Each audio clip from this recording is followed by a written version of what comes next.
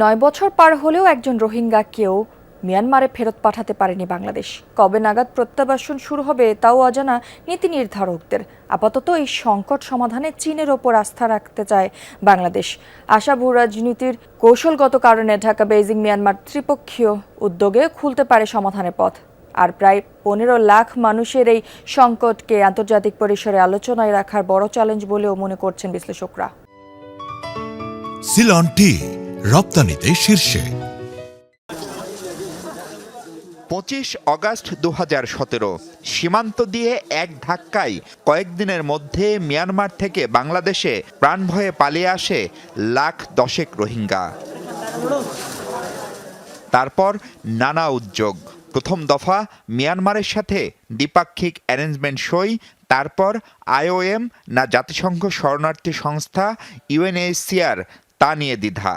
2019 সালে এসে নিউ ইয়র্কে ঢাকা বেইজিং নেইপিদো ত্রিপক্ষীয় উদ্যোগেও কাজের কাজ হয়নি কিছুই। প্রথম দফায় 80,000 আর সম্প্রতি 3 লাখের মতো রোহিঙ্গাকে মিয়ানমারের নাগরিক বলে স্বীকৃতি ছাড়া এই ইস্যুতে তেমন কোনো প্রাপ্তি নেই বাংলাদেশের। অন্তর্বর্তী সরকারের সময় জাতিসংঘ মহাসচিবকে নিয়ে প্রত্যাবাসন শুরুর আশাবাদের কথাও শুনিয়েছিলেন প্রধান উপদেষ্টা ডক্টর ইউনূস। 4 বছর ঈদের সময় যেন অনার বাড়ির মধ্যে তাই ইউনিটি একত্র। প্রধানমন্ত্রী তারেক রহমানের চীন সফরেও রোহিঙ্গা সংকটের টেকসই সমাধানে বাংলাদেশের পাশে থাকার অঙ্গীকার করে চীন। ভূরাজনীতির জটিল নানা সমীকরণে এই ইস্যুতে বেইজিংয়ের দিকেই তাকিয়ে ঢাকা।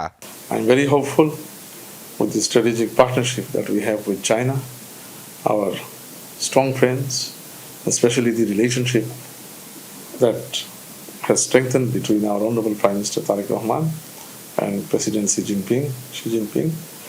তাদের ব্যক্তিগত সম্পর্ক এই জিনিসটাকে একটা জায়গা করে দিবে আলাপ আলোচনা, এবং মায়ানমার গভর্নমেন্টের সাথে কাজ করে আমরা একটা জায়গায় নিয়ে যেতে পারবো।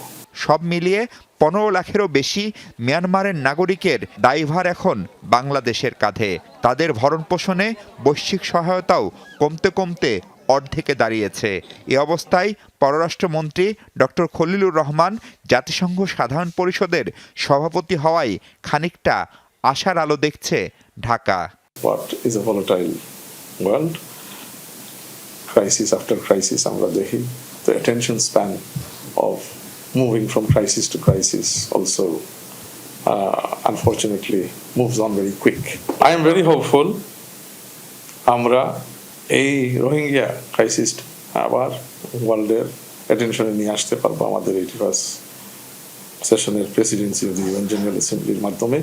রোহিঙ্গা সংকটের নানা প্রভাবে বাংলাদেশ বিপর্যস্ত উল্লেখ করে বিশ্লেষকরা বলছেন, প্রত্যাবাসন চেষ্টার পাশাপাশি রোহিঙ্গারা যেন জাতীয় আঞ্চলিক নিরাপত্তা বিঘ্নিত করতে না পারে সে ব্যাপারেও সতর্ক থাকতে হবে। চীন যেহেতু মনে করে যে বাংলাদেশকে কেন্দ্র করে এবং বাংলাদেশ মিয়ানমার চীন মিলে একটা অর্থনৈতিক করিডোর বা এখানে বাণিজ্য এবং অন্যান্যভাবে উপকৃত হওয়ার অনেক সুযোগ আছে, সেজন্য আমরা মনে করছি যে চীন হয়তো এই শরণার্থী সমস্যাটার সমাধানে অগ্রণী ভূমিকা পালন করবে এবং এখানে প্রত্যাশাটা আমাদের অনেক বেশি। পাশাপাশি আন্তর্জাতিক আদালতে রোহিঙ্গাদের হত্যা ও জাতিগত নিধনের দায়ে চলমান বিচার প্রক্রিয়া ত্বরান্বিত করারও তাগিদ বিশ্লেষকদের।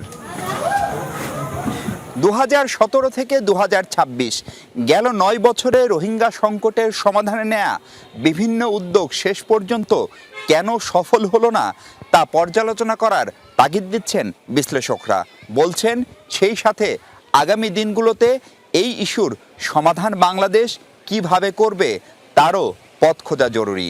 আর সেজন্য আন্তর্জাতিক সম্প্রদায়কে এক টেবিলে আনার যে কূটনৈতিক প্রচেষ্টা তাও সরকারের অগ্রাধিকারে রাখার তাগিদ দিচ্ছেন তারা। Mahfuz Mishu, Jamuna news, Kutupalong camp, Cox's Bazar.